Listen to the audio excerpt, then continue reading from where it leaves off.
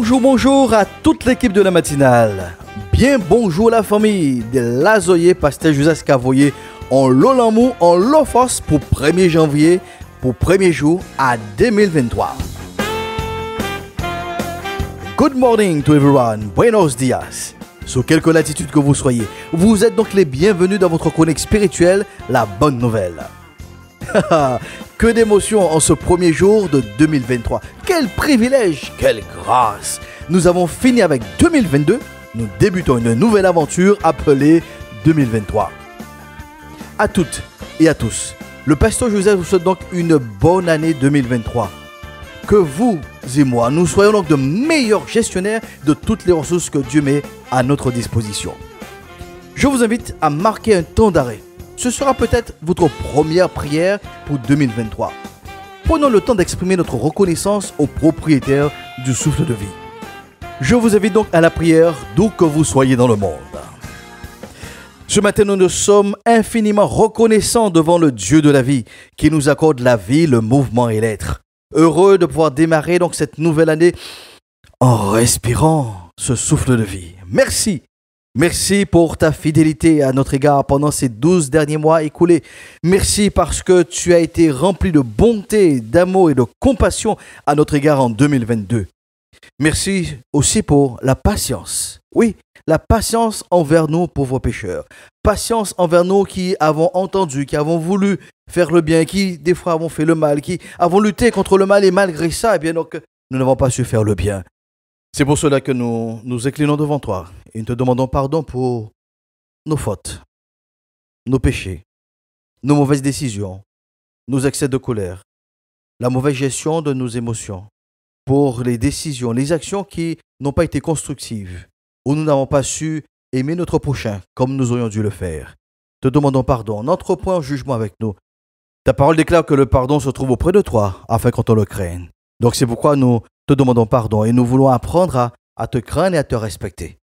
Comme tu l'as dit par ton serviteur Jacques, que celui qui manque de sagesse, qu'il la demande à Dieu, et il leur sera donc accordé. Donc accorde-nous cette sagesse, nous te la demandons.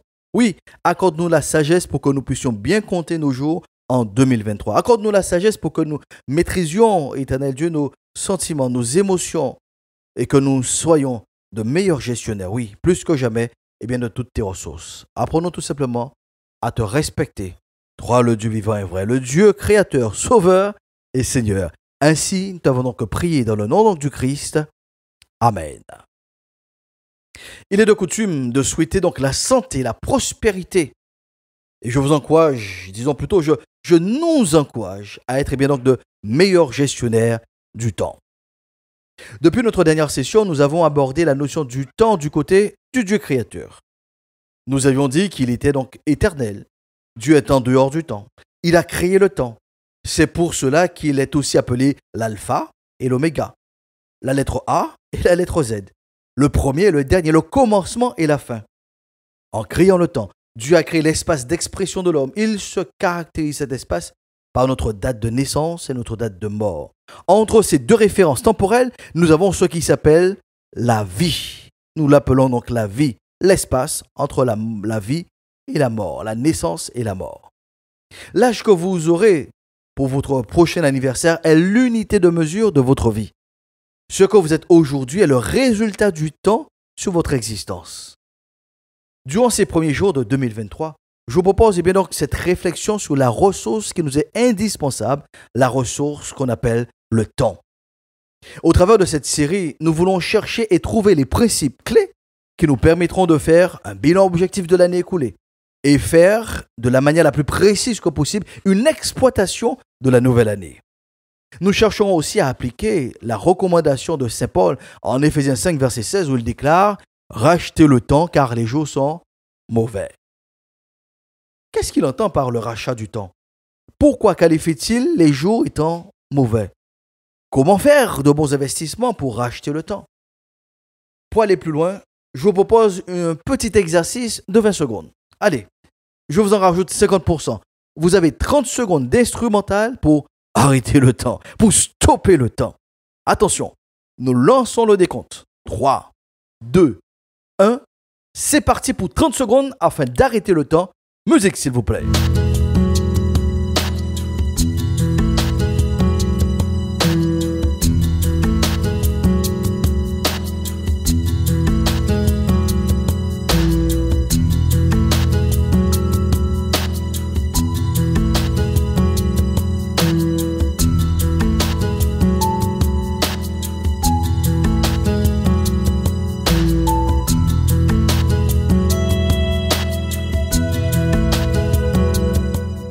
Vous y êtes arrivé?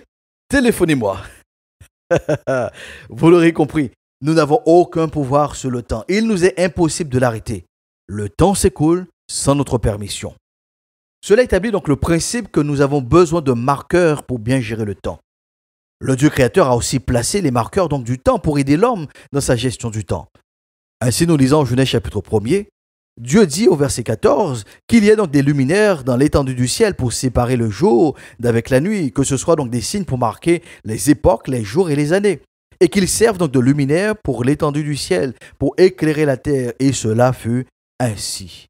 Dieu fit donc les deux grands luminaires, le plus grand luminaire pour présider au jour et le plus petit luminaire pour présider à la nuit. Il fit aussi les étoiles. Dieu les plaça donc dans l'étendue du ciel pour éclairer la terre, pour présider au jour et à la nuit, pour séparer la lumière d'avec les ténèbres. Dieu vit que cela était bon. Ainsi, il y eut donc un soir, il y eut un matin, ce fut le 4e jour. À la fin de la scène donc du déluge, d'autres marqueurs du temps sont aussi donnés. En Genèse 8, verset 22, il est dit tant que la terre subsistera, les semailles et la moisson, le froid et la chaleur, l'été et l'hiver, le jour et la nuit ne cesseront point. Le temps donc est une ressource qui produit obligatoirement et systématiquement quelque chose dans notre existence. Quand le bébé vient au monde, le processus du temps est déjà enclenché. Il passera par les différentes phases de la croissance biologique. Écoutez bien le discours de Salomon sur le temps en Ecclésiaste 3. Il dit « Il y a un temps pour tout et un moment pour toute chose sous le ciel. Il y a un temps pour enfanter et un temps pour mourir, un temps pour planter et un temps pour arracher le plant, un temps pour abattre et un temps pour soigner, un temps pour démolir et un temps pour construire. Il y a aussi un temps pour pleurer et un temps pour rire, un temps pour se lamenter et un temps pour danser, un temps pour jeter des pierres et un temps pour en ramasser, un temps pour prendre dans ses bras et un temps pour s'éloigner de ce que l'on prend dans ses bras. Il y a un temps pour chercher et un temps pour perdre, un temps pour conserver et un temps pour jeter, un temps pour déchirer et un temps pour coudre, un temps pour garder le silence et un temps pour parler, un temps pour aimer et un temps pour haïr, un temps de guerre et un temps de paix. Quel avantage celui qui travaille retire-t-il donc de la peine qu'il se donne? J'ai considéré les occupations auxquelles Dieu impose aux hommes de s'appliquer. Dieu a fait toutes choses belles en son temps. Il a planté au tréfonds de leur être le sens de l'éternité, sans toutefois que l'homme puisse appréhender l'œuvre que Dieu accomplit du commencement à la fin.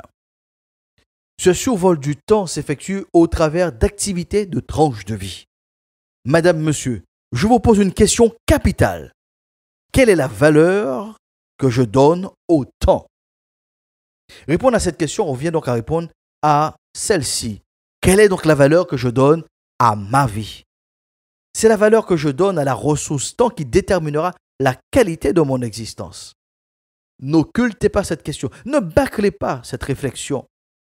Pour ne pas reproduire le même cycle, pour ne plus obtenir le même résultat dans votre existence, quelque chose doit changer. Ce qui doit changer, c'est votre rapport avec le temps. Ce n'est ni les autres, ni votre environnement, mais c'est votre regard, votre évaluation de la ressource temps. Terminons avec cette déclaration donc de Moïse dans le psaume 90. Enseigne-nous, et c'est là la prière que je vous invite donc à faire pour débuter cette année 2023 et pendant toute cette année. Enseigne-nous à bien compter nos jours afin que nous appliquions notre cœur à la sagesse. Le temps qui nous est donc imparti est arrivé à son terme. Le pasteur Joseph reste à votre disposition au 06 90 847 847.